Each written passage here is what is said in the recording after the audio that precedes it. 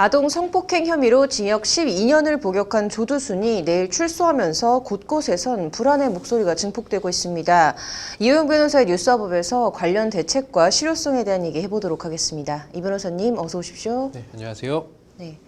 지금 이제 말씀드린 대로 조두순의 출소가 이제 바로 하루 앞으로 다가왔습니다. 지금 안산시 분위기가 공포에 휩싸였을 것 같은데요.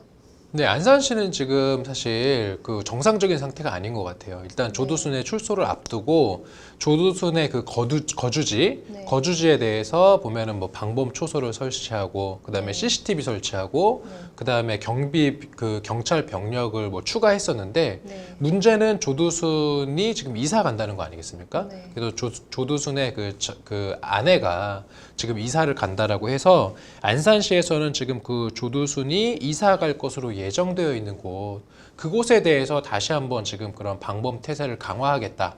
지금 이런 조치를 이야기를 하고 있어서 보면은 지금 윤하섭 안산시장이 그 어제 지금 담화문을 발표했는데 뭐 그 내용을 보면은 이제 조두순이 실제로 출소한 이후에 재범을 저지르지 못하게 하겠다. 지금 이런 이야기를 하고 있습니다. 네. 그렇다면 지금 안산시 차원의 대책이 좀 뭔지 구체적으로 좀 살펴볼까요? 지금 그 조두순이 이사 갈 것으로 지금 예정되어 있는 곳에 대해서 그 거주 예정지 반경 1.2km 구간에 대해서 범죄 예방 기법법이 도입된 그 안심길로 지정을 하고 그곳에 대해서 1억 7천만 원의 예산을 들여서 태양광 조명을 설치하겠다는 거예요. 그 조명이 1670개, 그다음에 고효율 LED를 200개를 새로 설치해서 이제 여성이 안심하고 그곳을 지나갈 수 있게 하겠다라는 거고, 그다음에 그 거주 예정지 인근 지역에 대해서 20여 대의 CCTV를 추가로 설치하겠다.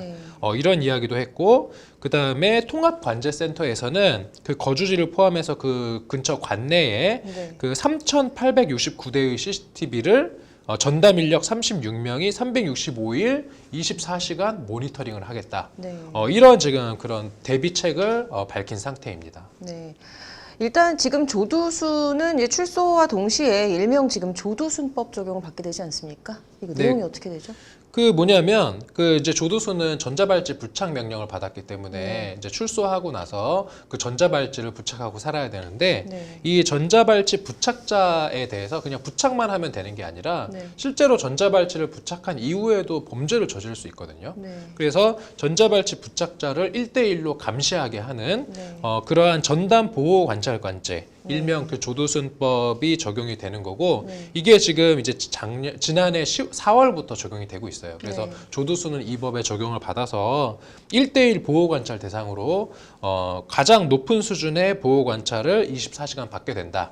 지금 이렇게 이야기를 하고 있고, 나아가서 이제 뭐 음주 제한, 그다음에 출입 금지, 피해자 접근 금지, 외출 제한, 이러한 부가적인 어떤 그런 행동의 제한을 받게 됩니다. 네.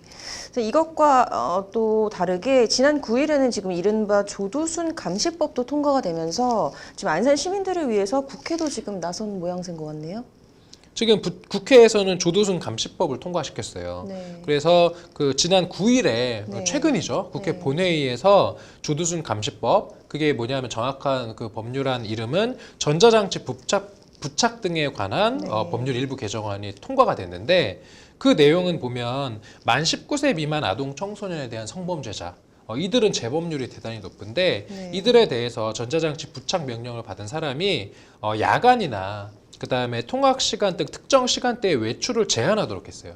지금 같은 경우는 어떻게 했었냐면은 그 전자장치 부착을 받은 사람이 그 거주지로부터 2km 반경을 벗어나면 이제 알람이 울리는 그 정도였는데, 이제 앞으로는 부착자의 이동 범위를 2km가 아니라 200m 이내로 제한을 하겠다. 이런 내용도 있고, 그다음에 추가로 이제 재범의 위험성이 높은 경우에는 이제 접근 금지 등 준수 사항을 별도로 부과하거나 추가할 수 있도록 하는 그런 내용도 이제 반영이 되도록 되어 있는 상황입니다. 네. 이게 어쨌든 범죄 재발을 막자라는 게 이제 취지이자 모두의 좀 바람이지 않겠습니까? 지금 재심이나 이 보호수용법 같은 거는 적용이 좀 어려울까요? 재심 같은 경우는 이제 그 범죄에 관련해서 피고인으로서 유죄 판결을 선고받은 사람이 이제 재심 청구하는 게 일반적인 경우여서 조두순 같은 경우가 뭐 재심 청구를 할 것 같지는 않고요.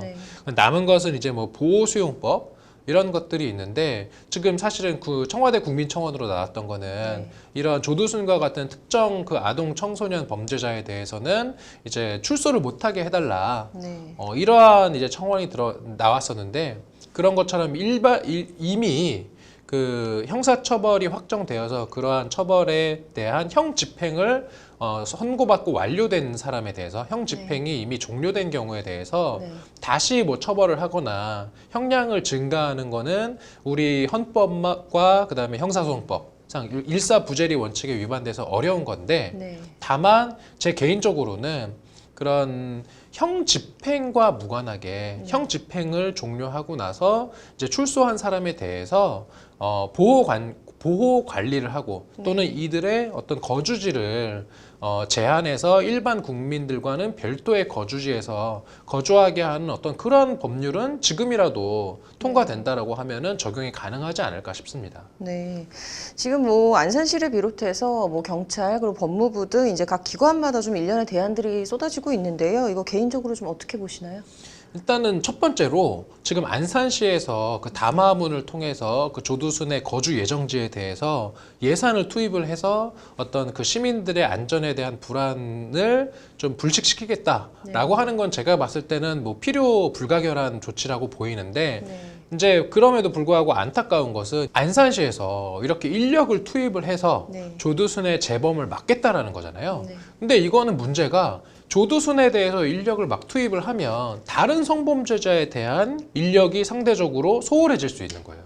그래서 조두순 한 명으로 인해서 그 조두순의 거주 예정지에 대한 어떤 그런 치안은 뭐 확보될 수 있을지 모르겠지만 다른 쪽에 인력 공백이 생길 수 있다. 이러한 점을 고려했을 때 결국은 근본적인 대책이 필요한 거고 그거는 결국은 국회 입법을 통해서 해결해야 된다라고 저는 생각하고 예를 들어서 해외 입법례 같은 걸 보면 그런 뭐 플로리다 같은 경우는 이런 도시 외곽 지역에 별도의 거주 지역을 마련해서 이런 재범률이 높은 특정 강력 범죄 그런 범죄자들에 대해서는 형 집행 이후에 별도로 거주할 수 있는 구역을 마련해서 일반 시민들과 격리한 상태로 그 거주할 수 있게 해주는 그런 조치들이 있거든요. 저는 우리나라에도 그런 좀 그 법안을 실제 입법화해서 이런 특정 강력 범죄, 아동, 청소년, 성범죄자들 같은 경우는 재범률이 보통 뭐 한 30%에서 뭐 60% 이런 통계들이 있던데 이렇게 그 사회에 나왔을 때 제2, 제3의 범죄를 저지를 수 있는 범죄자들에 대해서는 뭐 그들에 대해서 뭐 종신형을 일률적으로 선고하거나 이럴 수는 없을 테니까 형 집행이 종료된 이후에 그들을 별도의 구역에서 살게 하는 정도의 그러한 조치는 필요하다라고 저는 개인적으로 봅니다. 네. 이게 좀 연일 계속 조두순 관련 대책이 좀 나오고 있는 만큼 좀 근본적 대책이 좀 마련돼서 재범이 일어나지 않도록 하는 게 제일 중요할 것 같네요. 오늘 잘 들었습니다.